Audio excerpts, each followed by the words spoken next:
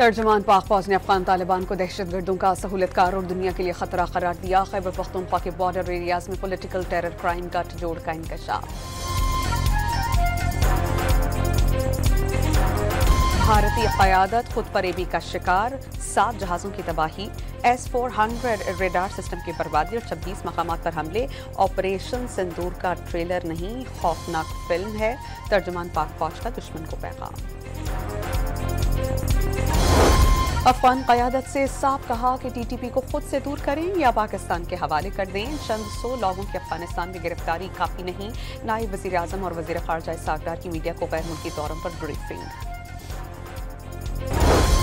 3 मुल्की सीरीज के फाइनल में श्रीलंका और पाकिस्तान मध्य मुकाबिल 20 रन पर पहली विकेट गिरने के बाद श्रीलंका संभल गया। और लाहौर में फाइट फॉर ग्लोरी बॉक्सिंग मुकाबलों का आखिरी रोज। वज़ीर आला पंजाब मरीम नवाज मेहमान खुसूसी के तौर पर शरीक।